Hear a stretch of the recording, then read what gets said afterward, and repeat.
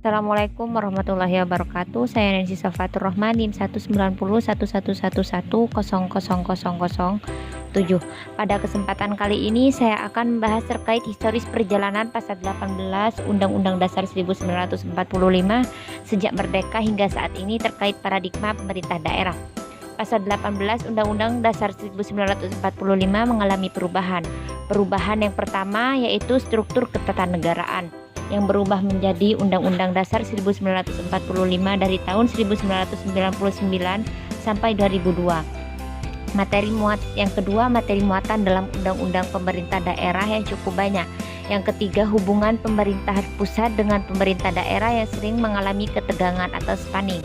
Dan yang terakhir, banyak pihak yang mengajukan judicial review ke Mahkamah Konstitusi sehingga beberapa materi yang ada di dalam Undang-Undang Pemerintah Daerah banyak berubah. Latar belakang diubahnya pasal 18 yakni dikarenakan adanya sentralisasi peraturan pemerintah daerah yang tertuang dalam Undang-Undang Nomor 5 Tahun 1974 yang mengakibatkan pemerintah pusat terlalu dominan sehingga tidak ada kebebasan kepada kepala daerah untuk memberikan peraturan yang sesuai dengan kondisi yang berada di daerahnya. Perubahan pasal 18 ini sebagai dasar peraturan pelaksanaan otonomi daerah. Perbedaan pasal 18 sebelum amandemen dan sesudah amandemen yaitu sebagai berikut. Pasal 18 Undang-Undang Dasar 1945 sebelum amandemen yaitu berisi pembagian daerah Indonesia atas daerah besar dan kecil dengan bentuk susunan pemerintahannya ditetapkan dengan undang-undang dengan memandang dan mengingati dasar permusyawaratan dalam sistem pemerintah negara dan hak asal-usul dalam daerah yang bersifat istimewa. Berikut pasal 18 Undang-Undang Dasar 1945 setelah amandemen yaitu yang pertama, Negara Kesatuan Republik Indonesia dibagi atas daerah-daerah provinsi dan daerah provinsi itu dibagi atas kabupaten dan kota yang tiap-tiap provinsi, kabupaten dan kota itu mempunyai pemerintah daerah yang diatur dengan undang-undang. Yang kedua, pemerintah daerah provinsi, daerah kabupaten dan kota mengatur dan mengurus sendiri urusan pemerintahan menurut asas otonomi dan tugas pembantuan. Yang ketiga, pemerintahan daerah provinsi, daerah kabupaten dan kota memiliki Dewan Perwakilan Rakyat Daerah yang anggota-anggotanya dipilih melalui pemilihan umum.